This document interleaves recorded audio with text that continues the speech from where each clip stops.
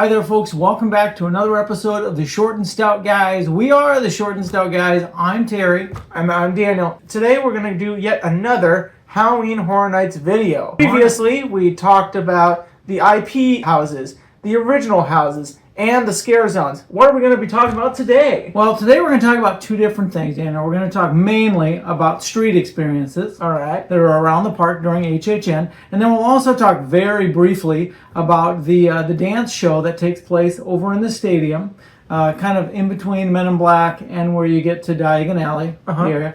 We won't talk a lot about that because we're not allowed to film in there. So we can tell you a little bit about it. We can show you clips that other people were allowed to record, but we're not able to do it. It's also kind of similar to what we've had in the past a little bit, so we won't spend a lot of time on that. So we're going to talk about the street experiences today, and then we're also going to do some honorable mentions, some things that are going on in the park, but they're not, I don't know if I'd call them street experiences, but there's a couple of those. All right, let's do those first. These are the honorable mentions. Yeah, things that are going on, but they're not quite the street experiences. All right. One of those would be the Springfield area always seems to have a cluster of chainsaw clowns.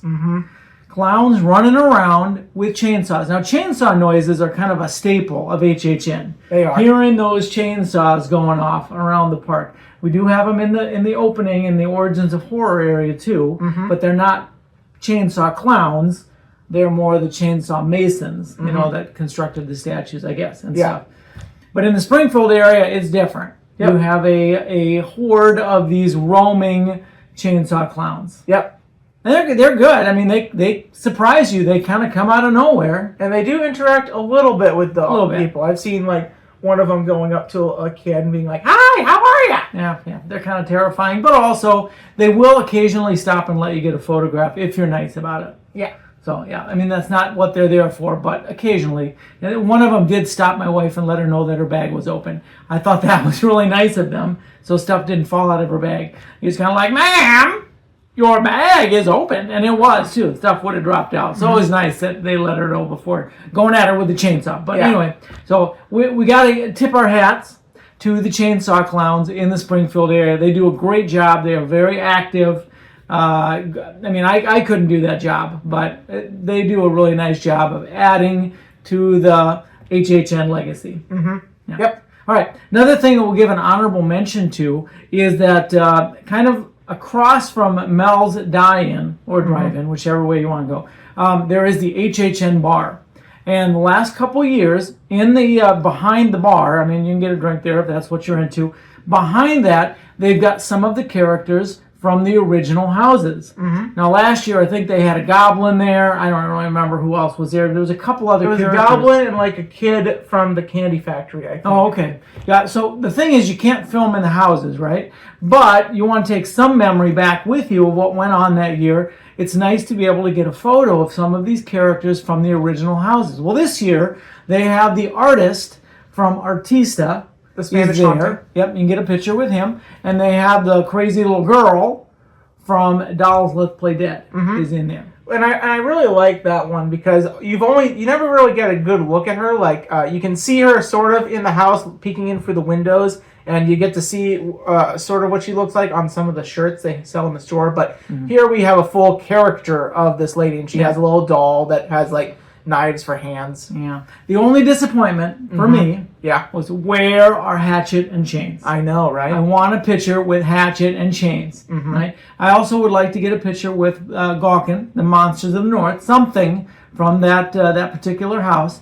And then also, I'd really like to also get, I mean, I guess a picture of one of the key monsters from the Grave of Flesh.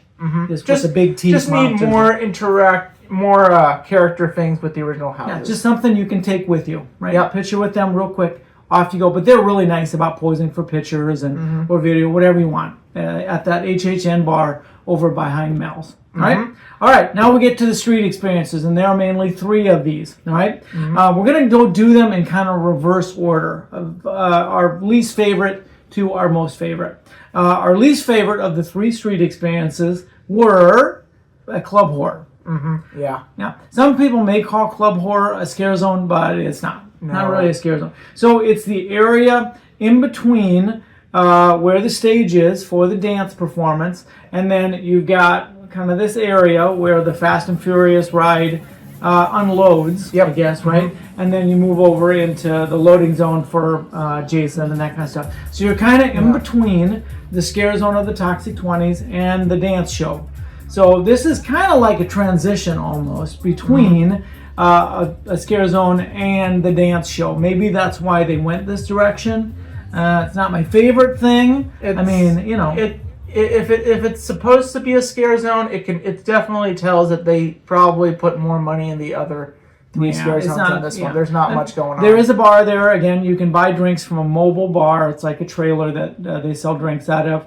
And then they do have nice young ladies there who are working very hard to dance and to the music. They've got a DJ and lights and lasers and all kinds of stuff going on. So, I mean, they've tried to make it maybe more youth friendly. I mean, I don't know. Yeah, it's not, the ladies aren't inappropriately dressed and they're wearing masks and, you know, it is what it is, but it's not our favorite area. No. I always feel a little uncomfortable walking through that area. And Mrs. ShortNStoutGuys always gives me that look like, we're going through this area? And I mean, we do, but because you kind of have to cut through there. Yeah. So anyway, so that is Club Horror, probably our least favorite of the street experiences. But we're not insulting the people that work there, the ladies that are working, or the people at the bar. I mean, just they seem like they're working real hard. They're doing what they can with what they've got. All right, now the second one, this is pretty close. I could have gone with either one of these for my second or my first choice. You're wearing the Mel's Die-In or Drive-In shirt because they have a street experience this year, and it is the Mel's Die-In Zombies. Yeah, and they kind of hang out in that area right in front of Mel's where there used to be cars, and then also it's a seating area for parades and stuff as they're going by. But they've got zombies on skates. They have, skating zombies. Skating zombies. Well, I guess that's the thing. They have zombies running around with food. They want to serve you, former workers, I guess, at Mel's Die-In. Yeah, and their logo or their saying is, we're dying to serve you. Something like that, yeah. Yeah, I love this area. And it's kind of an experimental area for Universal. This is the first time they've had it. And I really like it. The zombies, they're not as grotesque as like some of the others in like, say, the Toxic 20s where they're just like face melting off. These ones are kind of comical looking zombies. They don't have too much gore on them.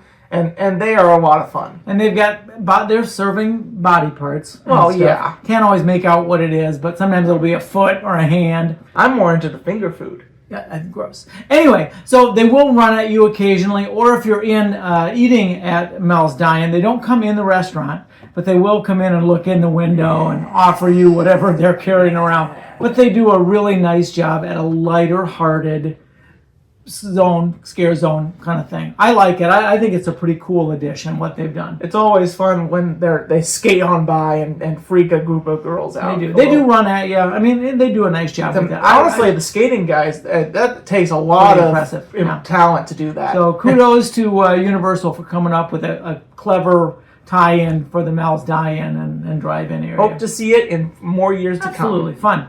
Okay, and now our favorite street experience. When you go into Diagon Alley during this time of year, we have the Death Eaters. And the Death Eaters are very obviously looking for Harry Potter this year. They actually say that. We know Harry Potter's here. We're looking for Harry Potter. And so they're searching around. They want to come up to you and see if you have the dark mark, what's going on with you. If you have a wand, they might challenge you to a duel. But very interactive. They're always moving, though. Tough to get a good photograph. They do not pose for photos. They stop a couple of times to do a couple of interactive things where you could videotape them or maybe get a picture of the group, but they will not stop and let you take a real good picture with them. Plus, it's dark in there a lot of the evening, and so it's tough to One of the reasons why they used to do it over in Hogsmeade, but that area was so congested with so many people there. There wasn't really they were just like climbing on top of things, and it's so much better that they brought it over here where they have so much more room to. Yep, and I think they wanted to keep the scary stuff in one park. Yeah. And so if you're not into the HHN, there's nothing scary going on in the other park, except maybe prices. But other than that, the scary stuff now goes on in Universal, and the non-scary stuff at either Epic or Islands of Adventure. So those are our reviews of the street experience. Oh, we're going to talk a little bit about the dance show. So the dance show, the Circus of Decay, it is very similar to what they've had in the past, I think. There might be people who disagree with me, but they have a lot of dancing, loud music. They have really, really talented performers. I want to say like almost aerial artists, where the guys are going up or the gals are going up and hanging on to just almost nothing as they slint around and flip around and do all kinds of stuff. It is a very adult-themed show. Lots of fire. There's a lot of fire effects. Very cool fire effects. But it warms up in there when they get that fire going. A lot of heat. But also very talented artists doing their thing. If that's your thing. We saw the show. There's a little bit of magic involved. There's a little bit of the fire, like you said. There's a little bit of the acrobatics. A lot of dancing. But really talented people. I tip my hat to them again. They do a really nice job for what they're doing. So, yeah. I would love to see, like them bring back the Beetlejuice Graveyard Review or something like that during Halloween too. There's lots of opportunities and things that they could use that area for. But anyway, those are the things we wanted to go through with you today. Hopefully we were able to put in some video clips and still images so you kind of saw what we're talking about along the way. That's going to kind of wrap us up for HHN, talking about the different things. Now maybe we'll come back and we'll just talk about some of our favorite things, and maybe we tried some food, or maybe we'll talk about that. So anyway, until we see you next time, might be at a Spirit Halloween, might be at HHN, might be just out doing weird stuff. You never know what we're going to do. But until then, take care. And stay spooky. Spooky. HHN. HHN. HHN.